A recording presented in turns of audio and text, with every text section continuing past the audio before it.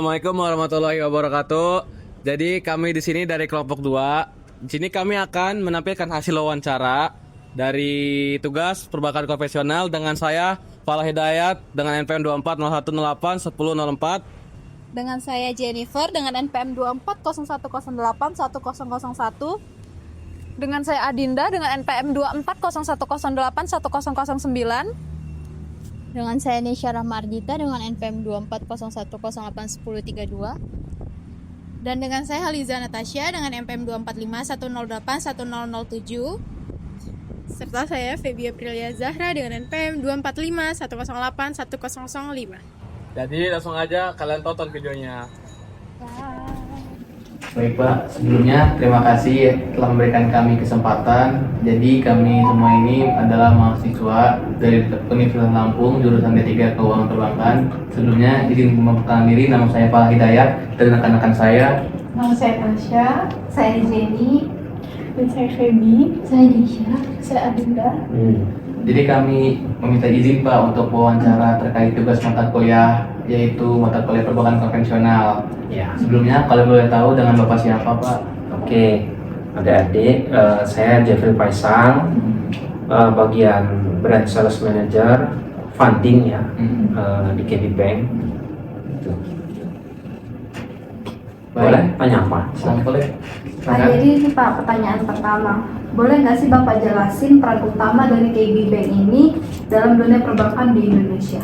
Iya, peran utama KB Bank di dunia perbankan, ya KB Bank berpartisipasi bekerja sama dalam mengelola dana nasabah dan menyalurkan dana nasabah sehingga bisa dapat turut serta membangun Indonesia. Gitu. Itu secara globalnya ya, Dan. Gitu. Selanjutnya, apa sih Pak visi dan misi KB Bank ini yang menjadi dasar dalam menjalankan operasionalnya? Visi misi sebenarnya tadi bisa dilihat di situs KB Bank ya, tapi tadi saya udah lihat visi KB Bank itu menjadi mitra terpercaya bagi seluruh pemangku kepentingan institusi keuangan yang dihormati di Indonesia serta memberi kerja pilihan. Kalau misi KB Bank mewujudkan hubungan baik yang berkesinambungan dengan nasabah melalui pelayanan keuangan terbaik dan kemampuan kinerja organisasi terbaik untuk meningkatkan nilai bagi para pemangku kepentingan. Demikian disampaikan dalam RUPS LB terbaru. Gitu. Baik, selanjutnya. Untuk selanjutnya Pak, apa saja sih produk unggulan di tawaran KB Bank kepada nasabah perorangan dan korporasi? Oh iya, produk unggulan ya. Iya. Kalau produk unggulan kita itu KB Bank itu ada produk DPK dan produk lending. DPK itu dana pihak ketiga, tabungan, deposito, giro. Semuanya ada keunggulan masing-masing. Misalnya di produk tabungan, kita punya tabungan siaga premium yang rate-nya bisa sampai kayak deposito. Lalu kita punya deposito, kita punya program deposito Star Combo namanya, dia rate-nya juga tinggi, bersaing. Lalu kita punya produk giro, giro itu khusus untuk badan usaha. Jadi dia buat mutasi keuangan badan usaha lah, perusahaan, walaupun tidak menutup kemungkinan tuh rekening giro bisa dipakai di perorangan. Kalau untuk yang kredit, kita produk unggulan kredit kita saat ini ada kredit pensiun. Kredit pensiun misalnya orang tua adik-adik PNS sudah mau pensiun, itu bisa kredit kita dengan jaminan SK. Dan selain pensiun juga ada MPP ya, sebelum pensiun itu juga produk unggulan kita. Lalu kita punya kredit KPR, kredit pemilikan rumah, ruko dan apartemen. Nah itu bunganya bersaing dari bank lain, bagus. Itu kira-kira produk kita, unggulan kita. Pertanyaan selanjutnya Pak, bagaimana KB Bank menyesuaikan layanan perbankan dengan kebutuhan nasabah di era digital? Oh iya, saat ini KB Bank dengan produk digital ya, dengan kebutuhan digital ya. Jadi KB Bank itu terus berkembang, apalagi sekarang dikelola oleh Kupminbank sebagai pemegang saham terbesar. Dia mengikuti saat ini sudah tadi kita bilang kita migrasi namanya sistem NGBS, Next Generating Bank System. Dia satu level lebih tinggi dari yang lama, jadi dia bisa mengelola keuangan dengan sebagian besar digital, lebih cepat, lebih presisi, lebih praktis. Nah, itu salah satu kontribusi KB Bank mengikuti digital ya. Terus apalagi tadi ininya? Pertanyaannya bagaimana KB Bank menyesuaikan layanan perbankan dengan kebutuhan nasabah di era digital? Ya, otomatis KB Bank akan terus bersaing ya dengan produk-produk digital, karena semua bank itu sebenarnya produknya sama, deposito, tabungan, kredit. Tinggal cara kita menyesuaikan. Nah, KB Bank dengan memigrasi sistem yang terbaru, NGBS namanya, otomatis dia lebih bisa membaca kebutuhan masyarakat. Nah, seperti tadi yang saya bilang sama adik-adik, apa sih namanya, clearing kan udah lebih maju kan. Nah, kita punya sistem namanya KB Starbis. KB Starbis itu dia seperti internet banking tapi untuk badan usaha, untuk perusahaan yang bisa ngebantu transaksi keuangan di badan usaha itu nggak ke orang-orang, nggak ke bank, tapi cuma bisa dari kantornya masing-masing. Dia salah satu partisipasi KB Bank, walaupun itu salah satu ya, ada lebih banyak lagi yang bisa gitu. Pertanyaan selanjutnya, jenis kredit apa saja yang ditawarkan oleh KB Bank kepada masyarakat dan juga pelaku usaha? Oh, tadi sih udah saya jawab ya. Jadi kredit yang ada di KB Bank itu namanya kredit awalnya SME, Small Medium Enterprise. SME itu untuk kredit modal kerja, modal usaha, kontraktor. Nah, itu yang kredit besar biasanya itu. Dia bisa di atas 1 miliar ke atas dan tidak terbatas. Lalu yang kedua itu kredit pensiun. Kredit pensiun itu khusus untuk ASN, semua ya, ASN itu PNS, Polri, terus TNI otomatis kan. Kalau dia Taspen tuh dia PNS. Kalau Asabri itu ABRI, polisi itu Asabri. Terus dari BUMN itu kredit pensiun bisa di situ. Terus yang satu lagi dia kredit, kata saya tadi, mortgage. Mortgage itu kredit KPR. Itu kredit pemilikan rumah, pemilikan ruko, pemilikan apartemen, pembelian lahan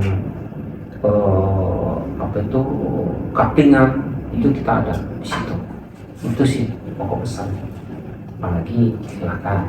Baik Pak, pertanyaan selanjutnya, bagaimana prosedur pengajuan kredit di KB Bank ini, mulai dari pendaftaran hingga pencairan dana? Oke, jadi prosedur ya.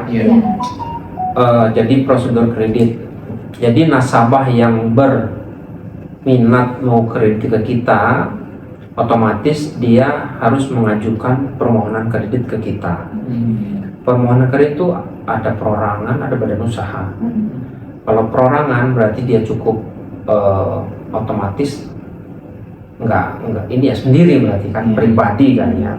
Dia ngajukan ke bank, lalu dia bank proses di kita dengan proses sesuai dengan ketentuan kita, dinilai ada jaminannya apa. Kalau dia layak kita berikan, tapi kalau nggak layak ya kita nggak berikan. Itu prosesnya, itu kasar lah itu ya. Tapi kalau proses masing-masing, misalnya gimana proses kredit di SME, nah itu seperti ini. Kredit di KPR itu seperti ini. Kredit pensiun itu seperti ini. Gitu. Jadi kalau itu bisa lebih spesifik lagi sebenarnya ditanya. Gitu. Kalau badan usaha apa sama? Kalau badan usaha sama, otomatis. Kalau perorangan hanya butuh KTP, KK, NPWP. Tapi kalau badan usaha otomatis dia butuh situs YUK, TDP, anggaran dasar, gitu kan. Kalau badan usaha kan dia berarti dia sekelompok orang badan usaha. Nah itu surat-surat itu harus lengkap kita. Gitu. Ada lagi? Selanjutnya nih Pak, apa aja sih yang menjadi faktor utama dari pertimbangan KB Bank dalam nilai kelayakan dari calon debiturnya? Oke. Pertimbangan bank ya. Berarti saat kreditur itu daftar ke kita pakai surat permohonan, itu informasi yang ada di nasabah itu kita lihat. Yang awal tuh pasti namanya bank checking, slip ya, sistem informasi debitur lah. Bank checking itu nanti kelihatan tuh, oh si ini punya Shopee Pay Letter banyak tuh, kelihatan ada macet apa enggak, itu dilihat. Telat hari, telat tanggal, telat bulan itu kelihatan di situ. Jadi kalau ada pakai Shopee Pay Letter itu kelihatan satu lembar satu. Nah itu dari slip. Terus pertimbangan kedua dia dari mutasi keuangan. Mutasi keuangannya. Nanti dilihat rekening korannya. Lihat sih rekening koran 6 bulan terakhir benar ada apa enggak. Nah udah dari rekening koran nanti lihat dari jaminan. Jaminannya apa nih? Sertifikat rumah layak apa enggak? Oh di samping kali nggak lihat, mau deket kuburan ya, deket rel kurang, dari situ dari jaminannya itu sih. Dan nanti dinilai masuk sesuai apa nggak dengan kredit yang diajukan. Misalnya saya kredit 10 juta tapi jaminannya cuma 5 juta, nah itu kurang layak gitu. Jadi ada presentasi bahwa itu layak apa enggak, nanti itu digabungin, dianalisa, kalau oke baru dikeluarkan gitu. Itu kira-kira. Kalau ada yang kurang jelas tanya lagi, nggak apa-apa. Selanjutnya Pak, bagaimana sih upaya KB Bank ini untuk membantu nasabah yang mengalami kesulitan dalam pembayaran kredit? Oke. KB Bank sebenarnya nggak KB Bank ya, semua bank swasta nasional punya nasabah kredit itu nggak dijamin, dia di-maintain pasti. Di-maintain, diajarin, dan dibuat ringan gitu ya. Misal nasabah ini dari awal kan udah dianalisa, oh ini kira-kira seperti ini, bisa seperti ini, tapi saat berjalan dia ada kesulitan, dagangan saya nggak laku nih gitu kan ya. Gini aja, misalnya saya mau kredit membuat ruko baru jualan, nanti bank itu kasih, oh kalau buat ruko kan butuh waktu, misalnya 6 bulan, berarti dia ini belum bisa nyicil gitu kan ya. Nanti di bank tuh dikasih waktu, nah jangka waktu bahwa nasabah ini dikasih kredit nanti bulan ke-7 baru boleh nyicil. Nah itu dikasih seperti itu bisa. Tapi apabila dia sudah macet, enggak macet sih awalnya, batuk-batuk itu agak lambat atau macet. Nah saat dia agak macet itu ditanya kenapa macetnya, kenapa ininya. Tapi kalau begitu dia mentok, nanti ada proses lagi dari bank, namanya di restruktur. Jadi aduh saya nggak mampu nih, cicilan saya segini, cicilannya mampunya berapa, itu kita analisa supaya dia mampu gitu. Oh cicilan saya dari 5 juta bisa nggak 2,5 juta, nanti kita atur itu dianalisa lagi sama kita. Zaman covid itu nggak ada yang jualan, berhenti semua. Nah itu supaya otomatis kan nggak bayar tuh. Nah supaya dia nggak jelek namanya, itu di supervisi lagi sama pihak bank. Ya udah kamu nggak jalan, nanti kita buat supaya depending lah pokoknya, jadi bayar bunganya segini sekian, itu di restruktur namanya, diatur ulang kreditnya itu jadi kalau dia nasabah itu sampai macet parah, sebenarnya di pihak bank itu udah ngasih jalan, dia nggak mungkin, bank itu nggak mau nasabah sampai macet, maunya sampai selesai gitu. Jadi kecuali memang ada beberapa nasabah yang memang apa itu kebiasaan ya, Jadi kebiasaan memang dia minjem tapi nggak mau bayar, itu beda lagi seperti itu. Iya benar. Proses sampai lelang itu proses terakhir, itu yang paling dihindari oleh bank. Sama-sama selesai gitu. Cuma kan kita di kredit ini beda kepala beda orang ya. Iya. Saya nggak mau gitu. Jadi di Piamo itu sebenarnya nggak mau sampai macet. Itu kira-kira. Selanjutnya Pak, inovasi apa yang telah dilakukan KB Bank untuk tetap bersaing di tengah perkembangan teknologi finansial yang pesat? Ya, inovasinya banyak ya. KB Bank itu kalau inovasi misalnya dia buat rekening digital biar bersaing. Terus kata saya tadi buat KB Starbis yang bisa buat aplikasi buat kantor. Terus bunga rate-nya bersaing, diturunkan seperti apa, tapi dengan bundling dia ambil produk-produk seperti apa. Itu kalau ada bisa lihat, kita punya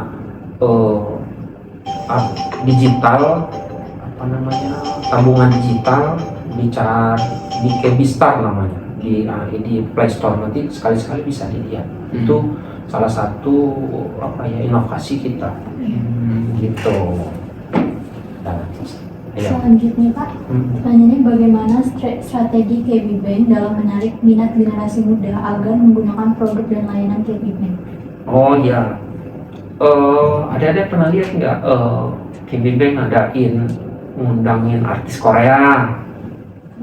Siapa ya dulu lupa saya. Dengan cara nabung, buka tabungan, nanti tiketnya gratis. Iya, siapa ya dulu lupa siapa ini girl band Korea. Iya, itu dia kayak gitu dengan bundling. Jadi dia undang-undang artis Korea, terus biar buka tabungan digital dengan saldo sekian nanti gratis tiketnya. Seperti itu kira-kira ininya strateginya gitu. Terus dia juga ngadain kayak tadi tabungan digital. Di situ ada promo, misalnya transfer gratis, isi GoPay gratis. Nah, itu salah satu. Ya, sebenarnya nggak gratis, kita yang bayar gitu. Misalnya transfer gratis, transfer ke sana BI Pas gratis 2.500 orang kita bayar. Sebenarnya itu kita yang bayar, ke ini gitu. Di nasabah tahunnya gratis. Ya, ada harus tahu ya, kalau di bank lain ini gratis nih, sebenarnya nggak gratis. Ini diskon 50% nih pakai kartu BNI. Oh, itu nggak gratis, BNI yang bayarin. Itu salah satu promo ya. Iya, promo ya benar. Nah, GoPay transfer gratis. Itu nggak gratis, GoPay yang bayar. Ada tahunnya gratis. Berarti GoPay ini kalau ke bank kan gratis tuh. Iya. GoPay yang bayar. Dia si bank. Nah, ada bayangin dia GoPay juga 100 kali kan ya. GoPay, tapi jangan di Gojeknya, di GoPay-nya. Saya tahu dari anak saya apa gratis. Oh iya baru tahu. Gitu. Boleh lanjut, silakan. Baik. Pertanyaan selanjutnya, tantangan apa yang paling sering dihadapi oleh KB Bank dalam menjaga stabilitas dan kepercayaan nasabah? Oh, sekarang kan dunia digital. Tantangannya itu memang dari sosmed ya. Ada berita-berita buruk dari sosmed yang disebarkan. Itu juga salah satu tantangan kita supaya bisa meyakinkan nasabah bahwa bank kita ini tetap eksis gitu ya. Seperti kita kerjasama dengan kampus Unila udah lama. Itu kan berat tantangan supaya Unila percaya sama kita, apalagi salah satu bank swasta yang kerjasama sama Unila. Ada BNI, BSI, Mandiri. Dulu Unila itu nggak ada yang mau. Jadi Unila itu masukin proposal ke Mandiri, ke BRI, ke bank-bank Himbara, itu kerjasama, nggak ada yang mau. Nah, Bukopin mau gitu, makanya sampai sekarang dipakai. Tapi begitu Unila besar, pada masuk rebutan, Bang. Sejarah. Itu sejarahnya. Kerjasama. Iya, karena saya dulu dari 2005 udah ke Unila. Itu ya kerjasama gitu, maintain kerjasamanya gitu. Itu ya. Pertanyaan selanjutnya Pak, ini juga pertanyaan terakhir kami. Apa target atau fokus utama KB Bank ini dalam meningkatkan kualitas layanan dan kinerja bisnis di masa depan? Oke, target KB Bank ini sekarang targetnya sama kayak BCA. Jadi semua orang tuh pakai KB Bank. Ya, jadi kan kalau di siapa sih nggak ada rekening BCA di kita, pasti ada tuh. Nah, target kita seperti itu. Walaupun sekarang kan masih baru mulai. Tapi kalau KB Kukmin, KB Korea, di Koreanya itu kayak BCA-nya paling besar dia. Nah, dia KB Bank itu di sini mau digituin sama dia. Gitu, itu target awal. Jadi kalau dibilang target, kalau bisa seluruh Indonesia pakai KB Bank. Itu targetnya. Jadi otomatis tujuan perusahaan kan mencari keuntungan. Jadi semakin banyak orang yang buka di kita, semakin bagus. Cuman memang tantangannya itu bagaimana meyakinkan semua orang bisa nabung di KB Bank karena persaingan gitu ada. Udah lagi. Pak, sekiranya cukup pertanyaannya. Terima kasih atas jawaban-jawabannya. Semoga kita semua dapat manfaatnya. Amin. Semoga juga KB Bank ini terus maju ke depannya dan banyak masyarakat Indonesia yang memakai produk dan layanan KB Bank. Siap, kami itu. Dari kami cukup Pak. Terima kasih atas waktunya. Sama-sama, makasih. Terima kasih Pak. Sama-sama. Sekian wawancara dari kelompok kami, kurang lebihnya kami mohon maaf, kami izin pamit.